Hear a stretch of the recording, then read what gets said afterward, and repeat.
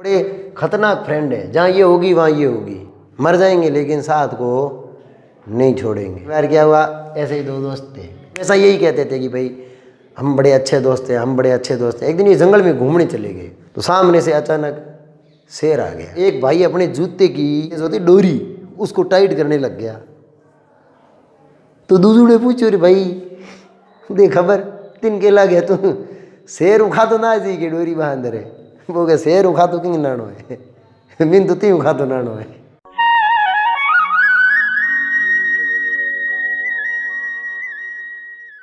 Hello guys, नमस्कार, स्वागत है आपका एक बार फिर से आप ही के अपने YouTube चैनल पर। हाजिर हैं हम आप लोगों के लिए, आप लोगों की सेवा में एक बार फिर से एक नई वीडियो के साथ। इसमें चर्चा करेंगे अपन जो अपना पिछला लेसन चल रहा था उसी को आगे कंटिन्यू करते हुए रासायनिक अभिक्रियाओं के प्रकार पढ़ रहे थे। उसमें 4 प्रकार पढ़ चुके थे, संयोजन, वियोजन, विस्थापन और द्विविस्थापन। नेक्स्ट अपना आता है ऑक्सीकरण, अपचयन या रेडॉक्स अभिक्रिया। एक और था इसके बीच में उदासीनीकरण, उसको अपन यहाँ नहीं पढ़ रहे क्योंकि उसको acid, base and salt topic पढ़ा था, उसमें अपन ने क्लियर कर लिया। यूँ समझ लो आप अभिक्रियाओं के प्रकार में आपके लास्ट अभिक्रिया है ऑक्सीकरण, अपचयन या रेडॉक्स अभिक्रिया। और भी हैं कुछ, तीव्र अभिक्रिया, मंद अभिक्रिया, उत्क्रमणीय, अनुत्क्रमणीय, लेकिन वो इस साल के सिलेबस से हटाई जा चुकी, वो आपके सिलेबस में इस साल दे नहीं रखी है, इसलिए अपन ये लास्ट समझ के पढ़ लो आप। ऑक्सीकरण, अपचयन, अभिक्रिया। ऑक्सीकरण, अपचयन, अभिक्रिया क्या है इसको अपन नेक्स्ट पढ़ेंगे, इसके बारे में पूरा विस्तार से। लेकिन इसका नाम और दे रखा रेडॉक्स अभिक्रिया। रेडॉक्स अभिक्रिया का सीधा सीधा अर्थ ये होता है कि जहां कहीं पर भी ऑक्सीकरण और अपचयन दोनों क्रियाएं एक साथ संपन्न होती है तो उन दोनों क्रियाओं को मिक्स करके एक नाम से जानते हैं, जिसे क्या कह देते हैं, रेडॉक्स अभिक्रिया। ऑक्सीकरण को ऑक्सीडेशन कहते हैं, अपचयन को रिडक्शन कहते हैं। तो रिडक्शन प्लस ऑक्सीडेशन को मिला करके रेडॉक्स अभिक्रिया के नाम से जाना जाता है। इसके बारे में अपन पूरा विस्तार से पढ़ेंगे। तो ऑक्सीकरण, अपचयन अभिक्रिया को अपन पढ़े, उसमें सबसे पहला अपन समझने का प्रयास करते हैं ऑक्सीजन के योग तथा वियोजन के आधार पर विभिन्न प्रकार की अभिक्रियाएं जो होती है उसमें ऑक्सीजन का किसी के साथ जुड़ाव होता है, किसी में से ऑक्सीजन बाहर निकलती है, उसके आधार पे ऑक्सीकरण और अपचयन को समझाया गया है। बहुत सी ऐसी अभिक्रियाएं होती है जनरली, जैसे अपन ने पीछे देखा था सेब का कटना, सेब भूरी हो जाती है ऊपर की सतह, बैंगन का कटना उसकी सतह भूरी हो जाती है, ठीक है। विभिन्न प्रकार की धातुएं जिनके ऊपर ऑक्साइड की परत जम जाती है जिससे वो मटमैले रंग की दिखाई देना शुरू हो जाती है, ये सारी की सारी अभिक्रियाएं ऑक्सीकरण के ही उदाहरण हैं। लेकिन उसको अपन एक अभिक्रिया के रूप में, ये तो एक जनरली उदाहरण है, इनको एक अभिक्रिया के द्वारा, एक समीकरण के द्वारा समझने का प्रयास करते हैं। यदि किसी भी रासायनिक अभिक्रिया के द्वारा किसी एक पदार्थ में, जैसे मान लीजिए कोई एक पदार्थ ए है, इसके अंदर ऑक्सीजन का योग हो जाता है, अर्थात इसमें ऑक्सीजन जुड़ जाता है और नया पदार्थ बनता है, तो इस अभिक्रिया को ऑक्सीकरण अभिक्रिया कहते हैं। मतलब ये कि अभिक्रिया से पहले कोई एक पदार्थ है उसके साथ ऑक्सीजन नहीं है और अभिक्रिया के बाद उसके साथ ऑक्सीजन जुड़ी हुई है और आपको पूछे कि ये किस प्रकार की अभिक्रिया है, तो आपके दिमाग की बत्ती को तुरंत जलना चाहिए कि ऑक्सीजन जुड़ गई।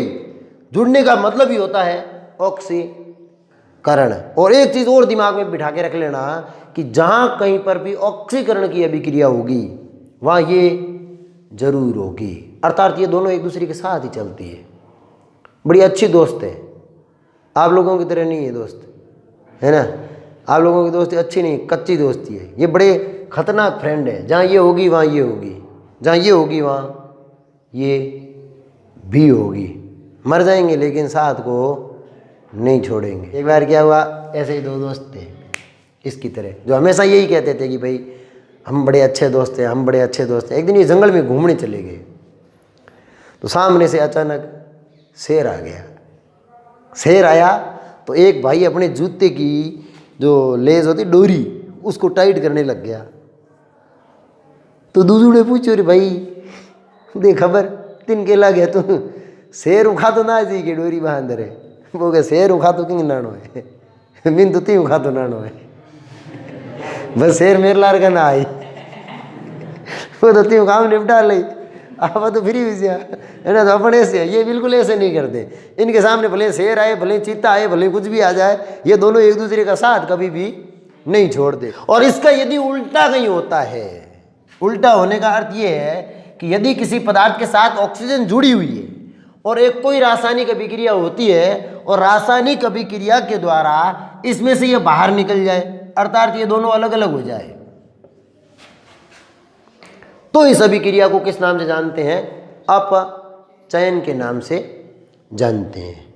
मतलब ऑक्सीजन जुड़ी तो ऑक्सीकरण और ऑक्सीजन निकल गई तो अपचयन। उदाहरण लेके देख लेते हैं। जैसे मान लीजिए ये मैग्नीशियम है, इसकी क्रिया आप ऑक्सीजन से करवा दें तो ये मैग्नीशियम ऑक्साइड बनेगा। ये सॉलिड होता है, ये गैस, और ये सॉलिड होता है। किस प्रकार की अभिक्रिया हो गई? ये संयोजन अभिक्रिया। पीछे पढ़ा था अपन ने उदाहरण, है ना, संयोजन अभिक्रिया का। उसमें भी यही हो रहा था कि दो पदार्थ जुड़ के एक बन रहे थे, लेकिन यह जुड़ने वाला कौन है? ऑक्सीजन। तो इसको आप संयोजन कह दो, इसको आप ऑक्सीकरण कह दो, बात एक ही है। और यदि संयोजन हो रहा है तो डेफिनेटली ये दो अधिक क्रियाशील तत्व होंगे, अर्थात इनकी ऊर्जा बहुत है अधिक होगी। और ये जब नया पदार्थ बनाएंगे उनकी ऊर्जा, उसकी ऊर्जा इन दोनों से क्या होगी? कम। अर्थात इस अभिक्रिया में साथ में उष्मा का उत्सर्जन भी होगा, तो इसको आप ऊष्माक्षेपी अभिक्रिया भी कह सकते हैं। इसके विपरीत यदि यहाँ की बात करते हैं, मान लीजिए सल्फर डाइऑक्साइड है गैस, इसको आप किसी रासायनिक अभिक्रिया के द्वारा इन दो भागों में तोड़ देते हैं, है ना। हुआ क्या? अभिक्रिया से पहले इसके साथ कौन जुड़ी हुई थी? ऑक्सीजन। अभिक्रिया हुई, उसके बाद सल्फर अलग हो गया और ऑक्सीजन अलग हो गई। मतलब इसके अंदर से ऑक्सीजन क्या हो गई? बाहर निकल गई। यदि ऑक्सीजन बाहर निकली तो इस अभिक्रिया को आप किस नाम से जानोगे? अपचयन। और दूसरी तरफ देखें तो एक पदार्थ था, कितने बन गए? दो। कौन सी अभिक्रिया हो गई? वियोजन या अपघटन अभिक्रिया। नेक्स्ट जो है ऑक्सीकरण अपचयन अभिक्रिया को समझने का जो कॉन्सेप्ट है, रेडॉक्स अभिक्रिया को समझने का जो कॉन्सेप्ट है, उसको अपन किस नाम से जानेंगे? हाइड्रोजन के योग तथा वियोजन के आधार पर। यदि किसी तत्व में हाइड्रोजन जुड़ रहा है या फिर हाइड्रोजन निकल रहा है तो उसका क्या होगा? ये ऑक्सीजन का बिल्कुल उल्टा है, ठीक है। ऑक्सीजन जुड़ रही थी तो ऑक्सीकरण कहा था, हाइड्रोजन जुड़ने पे क्या कहेंगे? अपचयन। और ऑक्सीजन निकलने पे अपचयन हो रहा था तो हाइड्रोजन निकलने पे क्या होगा? ऑक्सीकरण। यदि कोई एक पदार्थ है, जैसे मान लीजिए ये पदार्थ ए है, इसने हाइड्रोजन से अभिक्रिया की और ये बना दिया AH, हाइड्रोजन जुड़ गया अभिक्रिया के द्वारा, सीधा सीधा इसको क्या बोल देंगे? अपचयन। और इसका उल्टा, यदि ये पदार्थ है, अभिक्रिया हुई, ये दोनों अलग हो गए, मतलब इसमें हाइड्रोजन जुड़ा हुआ था अभिक्रिया से पहले और अभिक्रिया के बाद हाइड्रोजन बाहर निकल गया, तो फिर इस अभिक्रिया को अपन क्या कहेंगे? ऑक्सीकरण। तो हाइड्रोजन जुड़े तो अपचयन और निकले तो ऑक्सीकरण। ये बहुत ज़्यादा सिंपल कॉन्सेप्ट है, केवल 10 तक चलता है, इसके बाद इसका कोई विशेष औचित्य नहीं रहता। जैसे फॉर एग्जांपल ये नाइट्रोजन, इसकी क्रिया किससे करवा दी? हाइड्रोजन से करवा दी। तो नाइट्रोजन का हाइड्रोजन से योग हुआ और क्या बन गई? अमोनिया। ये गैस है, ये भी गैस है और ये भी क्या है? गैस है। किस प्रकार की अभिक्रिया हो गई है? किस प्रकार की अभिक्रिया हो गई? अपचयन अभिक्रिया। क्यों हो गई अपचयन अभिक्रिया? क्योंकि इसमें हाइड्रोजन का क्या हो रहा है? योग। किसके साथ हो रहा है? नाइट्रोजन के साथ। आप केवल कॉन्सेप्ट ये पढ़ रहे हैं, इसमें और भी बहुत सारी बातें हो रही है, लेकिन उनकी अपन यहाँ पे चर्चा नहीं कर रहे हैं। अपन केवल ये देख रहे हैं कि योग इसका हो रहा है तो इसको ये कहेंगे, हालांकि इसमें और भी बहुत सारी क्रियाएं हो रही है, ठीक है। तो ये कौन सी अभिक्रिया हो गई? अपचयन अभिक्रिया। इधर की तरफ देखें तो मान लीजिए ये अमोनिया है, आप इसको किसी रासायनिक क्रिया के द्वारा तोड़ रहे हैं, अमोनिया बन रहा है और हाइड्रोजन बन रही है, ठीक है। आप चाहो तो इसको संतुलित भी कर सकते हो, जैसे यहाँ पे 2 नाइट्रोजन है तो यहाँ 2 लगा दो, ये 3 2 6 हो गए तो यहाँ पे 3 लगा दो, ये संतुलित हो जाएगा। लेकिन ये अपना टॉपिक नहीं है, ये टॉपिक अलग है, अपन इसको देख लेंगे कभी, या फिर पीछे देख चुके हैं थोड़ा बहुत, तो इतना सा तो है ना, आगे कहीं आएगा तो और इसको डिस्कस कर लेंगे, ठीक है। इसके विपरीत यदि यहाँ देखें तो यहाँ पे क्या हुआ, अभिक्रिया से पहले नाइट्रोजन के साथ कौन जुड़ा हुआ है, हाइड्रोजन, और अभिक्रिया हुई उसके बाद नाइट्रोजन अपने रास्ते और ये अपने रास्ते, अर्थात हाइड्रोजन क्या हो गई, बाहर निकल गई। और जिस अभिक्रिया के द्वारा हाइड्रोजन बाहर निकलती है उस अभिक्रिया को अपन किस नाम से जानते हैं, ऑक्सीकरण के नाम से जानते हैं। तो ये हो गई उस ऑक्सीजन की बिल्कुल उल्टी। ऑक्सीकरण अपचयन अभिक्रिया को समझने का तीसरा कॉन्सेप्ट है विद्युत धनी तत्वों के संयोग तथा वियोजन के आधार पर। इससे आगे अपन पढ़ेंगे विद्युत ऋणी तत्वों के संयोग और वियोजन के आधार पे। उससे आगे अपन पढ़ेंगे इलेक्ट्रॉनों के संयोग और वियोजन के आधार पर। इन तीनों चीज़ों को पढ़ें उससे पहले अपन एक छोटा सा कॉन्सेप्ट समझ लेते हैं। यदि ये चीज़ अपन समझ लेते हैं तो फिर ये तीनों और ज़्यादा आसानी से क्लियरली आपको समझ में आ जाएंगे। एक शब्द आता है ऑक्सीकरण संख्या या ऑक्सीकरण अवस्था। क्लास में 6ठी 7वीं क्लास में, सॉरी 8वीं क्लास से, 8वीं और 9वीं क्लास में एक चीज़ पढ़ी होगी कि जैसे मान लीजिए कॉपर सल्फेट है या फिर ये NaCl है, सोडियम क्लोराइड, तो इसका सूत्र कैसे बनता है। तो अपन इसका अणु सूत्र बनाया तब ये पढ़ा था कि Na+Cl-, ये जिन आयनों से बना होता है उन आयनों को अलग अलग करके लिखो, फिर इन आयनों के ऊपर इनकी संयोजकताओं को लिखो, फिर इस संयोजकता को इसके पाँव में ले जाओ और इस संयोजकता को इसके पाँव में ले जाओ। फिर यदि आपस में कट रही है तो काटो, नहीं कट रही है तो उनको लिखते हुए सीधा इनका सूत्र बना दो, और संयोजकता एक एक हो तो उनको लिखने की आवश्यकता नहीं होती है, ऐसे सूत्र बनता है। तो यहाँ पे जो ये दिखाई जा रही है ना, ये प्लस और माइनस, ये हर सूत्र में होता है, हर अणु के निर्माण के दौरान होता है। ये क्या दिखाता है, ये प्लस और माइनस ये दिखाता है कि इसके निर्माण में किसी एक तत्व के द्वारा इलेक्ट्रॉन दूसरे को दिए गए, अर्थात दूसरे ने एक तत्व के पास से इलेक्ट्रॉनों को ग्रहण किया। जैसे ही इलेक्ट्रॉन दिए तो देने वाले पे तो आवेश आ जाएगा धनावेश और लेने वाले पे आवेश आ जाएगा ऋण आवेश।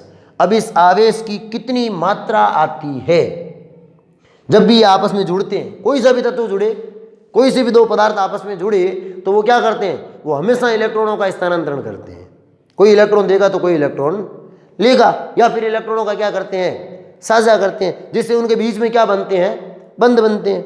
ठीक है, तो यहाँ पे बंध बने, यहाँ बंध बने तो इलेक्ट्रॉन के देने और लेने से कितना आवेश आता है, तो आवेश की जितनी संख्या आती है उसे अपन किस नाम से जानते हैं, ऑक्सीकरण अवस्था के नाम से जानते हैं। और यदि किसी पदार्थ के जुड़ने से यह ऑक्सीकरण संख्या बढ़ती है तो उस अभिक्रिया को क्या कह देंगे, ऑक्सीकरण। समझ में आया। और यदि यह संख्या घटती है किसी भी अभिक्रिया के द्वारा तो उसे अपन क्या कह देंगे, अपचयन। अब अपन आगे तीनों के कॉन्सेप्ट में इसी चीज को लेके चलेंगे कि ऑक्सीकरण अवस्था बढ़ रही है या घट रही है। जहां बढ़ जाए ऑक्सीकरण बोल देंगे, जहां घट जाए अपचयन बोल देंगे। आई बात समझ में। और जहां न तो बढ़ रही है न घट रही है, जैसी शुरू में थी वैसी वैसी लास्ट में प्राप्त हो जाए तो उसे क्या कह देंगे, कोई अभिक्रिया नहीं, मतलब ऑक्सीकरण अपचयन नहीं है। हो सकता है दूसरी तीसरी जो अपने शुरू से पढ़ी थी उनमें से कोई एक निकल के आए, लेकिन ऑक्सीकरण अपचयन नहीं होगी। एक चीज और ध्यान रख लेना, जब कभी भी कहीं पर भी ऑक्सीकरण अभिक्रिया हो रही है तो जो पदार्थ किसी दूसरे का ऑक्सीकरण करता है, दूसरे का क्या करता है, ऑक्सीकरण, उसका खुद का हमेशा क्या होगा, अपचयन होगा। और यदि कोई दूसरा पदार्थ है वो किसी का अपचयन कर रहा है, क्या कर रहा है, अपचयन, तो इसका खुद का हमेशा क्या होगा, ऑक्सीकरण। जो दूसरे का अपचयन करेगा खुद का ऑक्सीकरण होगा, दूसरे का ऑक्सीकरण करेगा तो खुद का क्या हो जाएगा, अपचयन। इसीलिए अपन कहते हैं दोनों क्रियाएं साथ में होती है। मैं किसी का ऑक्सीकरण कर रहा हूं, मेरा अपचयन हो जाएगा अपने आप ही। मैं किसी का अपचयन कर रहा हूं, मेरा खुद का क्या हो जाएगा, ऑक्सीकरण। तो डेफिनेटली अभिक्रिया तो हुई ना दोनों साथ में। अब आता है अपना नेक्स्ट कि विद्युत धनी तत्वों के संयोग से। विद्युत धनी तत्व वे होते हैं जिनके पास इलेक्ट्रॉनों की अधिकता होती है, जो हमेशा इलेक्ट्रॉनों को दान करते फिरते हैं। जब भी कहीं इधर उधर किसी के साथ जुड़े और इनको लगा कि आगे वालों को इलेक्ट्रॉन चाहिए, तुरंत उसको इलेक्ट्रॉन दे देते हैं। ऐसे पदार्थ को हमेशा क्या कहेंगे, विद्युत धनी अर्थात कमई जुड़ी पार्टी, जिसके पास इलेक्ट्रॉन क्या होते हैं, अधिकता में होते हैं। विद्युत धनी तत्वों में सभी धातुएं अपने आप में विद्युत धनी है, और हाइड्रोजन ये भी विद्युत धनी है। लेकिन जब हाइड्रोजन किसके साथ आता है, धातुओं के साथ, तो क्या हो जाता है, विद्युत ऋणी हो जाता है। अर्थात जब ये दूसरे पदार्थों के साथ जुड़ता है, धातुएं वगैरह उनके साथ, तो इसके पास है वो इलेक्ट्रॉन झापट ठोक के खींच लेते हैं, ये मजबूरी में इधर उधर अपनी तरह घूमता रहता है ना। लेकिन जब ये धातुओं के साथ आता है तो ये शेर बन जाता है, ये धातुओं को कहता है ना मैं इलेक्ट्रॉन नहीं दूंगा, इलेक्ट्रॉन देना पड़ेगा आपको। मतलब ये कि यदि सोडियम की क्रिया हाइड्रोजन से हो और NaH बन जाए तो यहाँ पे इलेक्ट्रॉन देने का काम कौन करेगा, सोडियम, लेने का काम कौन करेगा, हाइड्रोजन। बाकी ये किसी के साथ आता है सब इसे इलेक्ट्रॉन छीनते हैं, लेकिन जैसे ही धातुओं के साथ आता है तो ये शेर बन जाता है। क्यों बन जाता है, क्योंकि धातुएं बहुत अमीर होती है इलेक्ट्रॉन देने के मामले में। मान लीजिए मैग्नीशियम है, मैग्नीशियम की क्रिया आपने ऑक्सीजन से करवा दी। अभी अपन ने पीछे ये सभी क्रियाओं को देखा था, क्या बन गया, मैग्नीशियम ऑक्साइड बन गया। अब ये क्या है, विद्युत धनी तत्व है। विद्युत धनी है इसका मतलब ये इलेक्ट्रॉन देगा। किसके साथ जुड़ा है, ऑक्सीजन के साथ, ठीक है। तो जैसे ही ये ऑक्सीजन के साथ जुड़ता है तो ऑक्सीजन को हमेशा 2 इलेक्ट्रॉनों की जरूरत रहती है। जब भी ये किसी के साथ बंध बनाता है तो ये कोशिश करता है कि इसको कम से कम कितने इलेक्ट्रॉन मिल जाए, 2, और वो 2 इलेक्ट्रॉन कौन दे देता है, मैग्नीशियम दे देता है। किसको दे दिए, ऑक्सीजन को, जिससे ऑक्सीजन पे कैसा आवेश आ जाता है, -2। आवेश बराबर है इसलिए कट गए, तो अणु सूत्र में कहीं पर भी इनके आवेशों को दिखाया नहीं गया है। लेकिन हुआ क्या, ऑक्सीजन के साथ जुड़ा कौन, विद्युत धनी तत्व। कौन सा जुड़ा है, विद्युत धनी तत्व।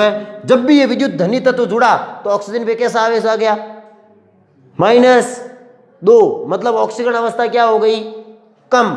अभी अपन ने पढ़ा था कि जहां ऑक्सीकरण अवस्था कम हो जाए वहां कौन सी अभिक्रिया हो जाती है, अपचयन। तो जहां कहीं पर भी विद्युत धनी तत्व किसी दूसरे के साथ जुड़ेंगे तो वहां उनका क्या हो जाएगा, अपचयन। लेकिन अभी मैंने बताया था कि खुद का क्या हो जाता है, ऑक्सीकरण। देख लो आप, यहां जब भी कोई तत्व शुद्ध अवस्था में लिखा हुआ है या अपने ही परमाणु के साथ जुड़ा है, जैसे H2 आवेश 0, ऑक्सीजन आवेश 0, सोडियम आवेश 0, मैग्नीशियम आवेश 0, शुद्ध अवस्था में होता है तो इनके ऊपर आवेश कितना मानते हैं अपन, 0 मानते हैं। जैसे इसके साथ जुड़ा कितना हो गया, +2। अब 0 से +2 गए तो ऑक्सीकरण अवस्था बढ़ी घटी, बढ़ गई। तो जैसे ही ऑक्सीकरण अवस्था बढ़ी अपन तुरंत इसको क्या कह देंगे, इसका क्या हो गया, ऑक्सीकरण। इसके विपरीत देखो, यदि अपन ये देखें कि पोटेशियम आयोडाइड है, इसकी क्रिया क्लोरीन से करवाते हैं तो ये बनता है पोटेशियम क्लोराइड प्लस आयोडीन, ये बना। अब यहाँ पे ये आयोडीन है, ये विद्युत ऋणी है, जबकि ये क्या है, विद्युत धनी तत्व है। यदि ये विद्युत धनी है, जब ये आपस में जुड़ते हैं तो इनके बीच में एक एक इलेक्ट्रॉन का आदान प्रदान होता है। ये एक इलेक्ट्रॉन इसको देता है, जिससे इस पे प्लस आ जाता है, इस पे माइनस आवेश आ जाता है। जैसे ही इसके अंदर से ये निकला कौन, पोटेशियम प्लस, तो क्या बना, ये बना। यहां पे पोटेशियम के ऊपर कोई प्रभाव नहीं पड़ेगा, यहां पर भी क्या था, K+। यहां पर आया तो इसने अपना एक इलेक्ट्रॉन यहां तो किसको दे रखा था, आयोडीन को, यहां आगे किसको दिया, क्लोरीन को। इसकी स्थिति में कोई प्रभाव नहीं पड़ा, ये जैसा पहले था वैसा का वैसा बाद में है।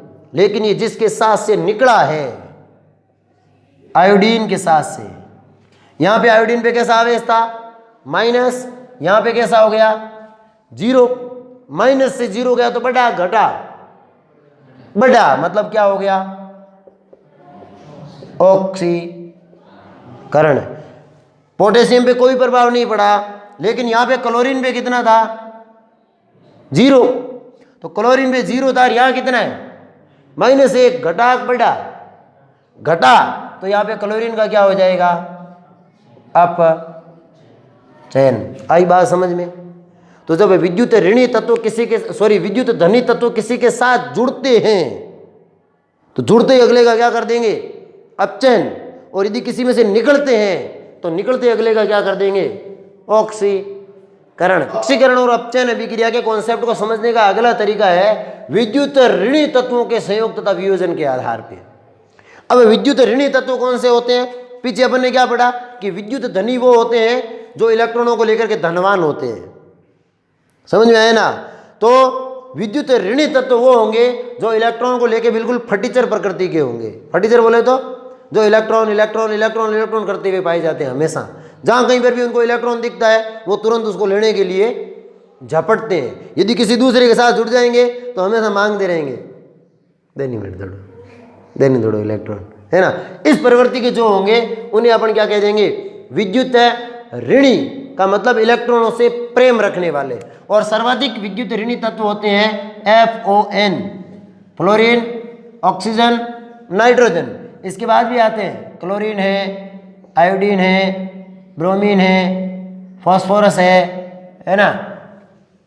ये तत्व मुख्यतः वो होते हैं जो विद्युत ऋणी तत्व होते हैं। सल्फर भी होता है इसमें,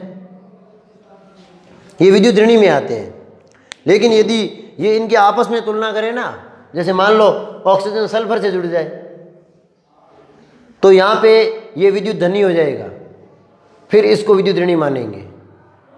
लेकिन यदि ये धातुओं के साथ आते हैं तो ये सारे विद्युत ऋणी होते हैं। ये मैंने आपको पहले भी बताया था। कोई मजबूत है या कमजोर, इसका पता अपन कैसे लगाते हैं, तुलना करके। भाई दोनों की तुलना करेंगे तभी तो पता चलेगा ना। तो ये तो है तो वैसे विद्युत ऋणी सारे के सारे, लेकिन यदि ये आपस में ही जुड़ जाए तब विद्युत ऋणी और धनी कौन होगा। ये हमेशा विद्युत, ये दोनों के साथ में बात कर लेना, इन दोनों को जोड़ दें, जैसे यूं बना ले कोई OF2, ये भी तो बन सकता है ना।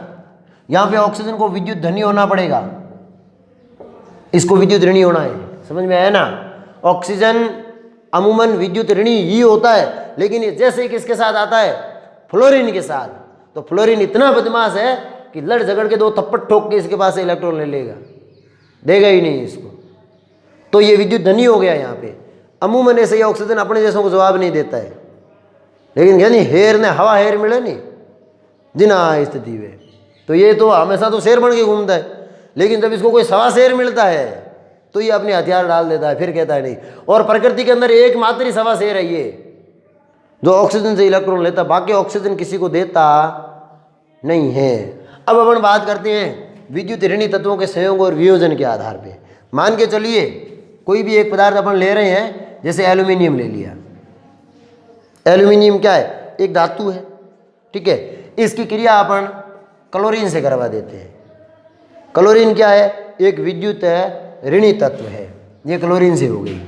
क्या बनेगा, कैसा, अब ये बनेगा AlCl3 नहीं है। अब अपन को ये नहीं देखना है कि धनी का योग हो रहा है, वो तो धनी का ही रहा है, लेकिन अपन ये मानेंगे कि योग किसका हो रहा है, विद्युत ऋणी का हो रहा है। चाहते तो अपन लास्ट वाले कॉन्सेप्ट में इसको भी साथ में कर लेते, लेकिन किताब में अलग अलग दे रखा है तो आपको भी अलग अलग करवाना जरूरी है। वरना क्या है, किसी की आत्मा को शांति नहीं मिले तो भाई दोनों एक ही टॉपिक में करवा दिए, कोई घर जाके ढूंढे मार तो करे, तो उसकी आत्मा को शांति मिलना भी जरूरी है। तो आपकी आत्मा ऐसे ऐसे इधर उधर नहीं भटके, इसके लिए इसको अलग से बताना जरूरी है। अब ये विद्युत ऋणी है, ये किसके साथ जुड़ गया, एल्यूमिनियम के साथ। अब ये जैसे ही इसके साथ जुड़ेगा तो ये तो विद्युत ऋणी है, मतलब इलेक्ट्रॉन लेने की प्रवृत्ति है, इसकी इलेक्ट्रॉन देने की प्रवृत्ति है। एक क्लोरीन एक इलेक्ट्रॉन लेता है, कितने जुड़े हुए हैं, 3, तो कितने इलेक्ट्रॉन लेंगे, 3 इलेक्ट्रॉन लेंगे, तो इसके ऊपर प्लस का 3 आवेश आ जाएगा और यहाँ पे कितना रहेगा, माइनस का। माइनस का एक इसलिए लगाया क्योंकि यहाँ पे 3 जुड़े हुए हैं ना, तो माइनस माइनस माइनस टोटली कितने हो जाएंगे, 3 हो जाएंगे। अब यहाँ पे क्या हुआ, आवेश बढ़ा, किसका आवेश बढ़ा, एल्यूमिनियम का। तो एल्यूमिनियम का क्या हो गया, ऑक्सीकरण। भाई यहाँ पे ऑक्सीकरण अवस्था कितनी थी, 0, यहाँ पे इसकी भी कितनी है, 0। जैसे ही विद्युत ऋणी तत्व इसके साथ जुड़ा, इसकी ऑक्सीकरण अवस्था कितनी पहुंच गई, 3 ऑक्सीकरण अवस्था बढ़ी, इसका मतलब कौन सी अभिक्रिया हो गई? ऑक्सीकरण। मैंने बताया था यदि कोई ऑक्सीकरण अभिक्रिया करता है तो खुद का हमेशा क्या हो जाता है? अपचयन। देख सकते हो आप, यहाँ पे ऑक्सीकरण अवस्था कितनी थी? 0, यहाँ पे कितनी हो गई? माइनस। इसका मतलब बढ़ी घटी? घटी, तो क्या हो गया? अपचयन। कि विद्युत ऋणी तत्वों का वियोजन अर्थात बाहर निकलना। किसी में विद्युत ऋणी तत्व जुड़ा हुआ है और वो उसको छोड़ के बाहर निकल जाए तो क्या होगा? देखो NaCl, ये विद्युत ऋणी है, ये विद्युत धनी है, इस पे प्लस का एक आवेश रहेगा, इस पे माइनस का एक आवेश रहता है। यदि इनके बीच का बंध टूट जाए, ये दोनों क्या हो जाए? अलग अलग, तो ये सोडियम तो यहाँ निकल के बैठ जाएगा और Cl2 यहाँ निकल गया। विद्युत ऋणी तो अलग हो गया, निकल गया। अब जैसे ही निकला तो यहाँ तो ये दोनों शुद्ध अवस्था में आ गए। शुद्ध अवस्था में आए तो इसके ऊपर आवेश 0, इसके ऊपर भी 0 है ना। कि यदि इसके ऊपर 0 है तो यहाँ कितना था? प्लस। प्लस से क्या हो गया? 0, घटा बढ़ा, घटा तो क्या हुआ? अपचयन। यहाँ पे 0 माइनस था, माइनस से 0 हो गया, घटा बढ़ा तो क्या हो गया? ऑक्सीकरण। अब आसानी समझ में आ रहा है ना? और उदाहरण लेंगे, इतने समझ गए? मतलब अभी आपको 2-4 उदाहरण दूं तो आप करके बता दोगे। बात तो यही होती है ना? यहाँ से पूछा, समझ में आया कि हाँ आ गया, 2-4 उदाहरण और आपको दे दे, कर लोगे तो क्या आप भले करवा दो बोर्ड पे। आपकी बात को हम टाल थोड़ी सकते हैं, है ना? हम आपकी बात को टालें, मना करें, मार साहब बुरा माने, ये भी थोड़ा ठीक नहीं लगता, इसलिए करवा दो। मार्कर आपके पास है, बोर्ड खाली पड़ा है, हमारे पास तो टाइम ही टाइम है। तो एक और उदाहरण अपन देख लेते हैं। अपन एल्यूमिनियम की जगह ले लेते हैं जिंक। इसकी क्रिया अपन करवाते हैं कॉपर सल्फेट से, ठीक है? कॉपर सल्फेट से जब भी क्रिया होगी तो जाहिर सी बात है जिंक कॉपर सल्फेट से ज़्यादा क्रियाशील है, तो इसको यहाँ से विस्थापित कर देगा, तो ये बन जाएगा ZnSO4 प्लस। ये यहाँ से इसको लात मार के निकालेगा तो बेचारा मेरी तरह मोड़ा पड़ के यहाँ बैठ जाएगा। चलो बैठ गया। अब क्या हुआ? जिंक यहाँ पे शुद्ध अवस्था में था, मतलब इसके ऑक्सीकरण अवस्था कितनी थी? 0। यहाँ पे कॉपर SO4 के साथ जुड़ा हुआ है, SO4 पे आवेश कितना होता है? माइनस का 2, इसका मतलब इस पे कितना था? प्लस का 2। अभिक्रिया के बाद क्या हुआ? ये यहाँ आके बैठ गया, शुद्ध अवस्था में है तो 0, और जिंक इसके साथ आ गया, इस पे -2 होता तो जिंक पे कितना हो गया? प्लस का 2 हो गया। अब क्या होगा? अब जिंक को देखो आप, जिंक यहाँ 0 पे था, 0 से +2 चला गया, ऑक्सीकरण अवस्था बढ़ी घटी? यदि बढ़ी तो क्या हो गया? ऑक्सीकरण। यहाँ पे कितनी थी कॉपर की? +2, कितनी हो गई? 0। बढ़ी घटी? घटी तो क्या हो गया? समझ में आया? ये अपना कंप्लीट हो गया विद्युत ऋणी तत्वों के संयोग या वियोजन के आधार पर। ये बिल्कुल वैसे की वैसे है जैसे ऑक्सीजन जुड़ता है, तो ऑक्सीजन खुद क्या है? विद्युत ऋणी तो है ना, तो ऑक्सीजन के जुड़ने से ऑक्सीकरण हो रहा है, तो विद्युत ऋणी तत्व के जुड़ने से भी ऑक्सीकरण ही होगा। हाइड्रोजन के जुड़ने से अपन ने कहा अपचयन होता है, शुरू में ही पढ़ा, तो हाइड्रोजन के जुड़ने से अपचयन हो रहा है, मतलब हाइड्रोजन क्या है? विद्युत धनी तत्व है, तो विद्युत धनी तत्व जहां जुड़ेंगे वहां तो होगा अपचयन, विद्युत ऋणी तत्व जहां जुड़ेंगे वहां होगा ऑक्सीकरण। और जब ये निकले, ऑक्सीजन निकलता है तो क्या होता है? अपचयन, मतलब विद्युत ऋणी तत्व निकलेगा तब भी क्या होगा? अपचयन। हाइड्रोजन के निकलने से क्या होता है? ऑक्सीकरण। इसका मतलब विद्युत धनी तत्व निकलेंगे तब भी क्या होगा?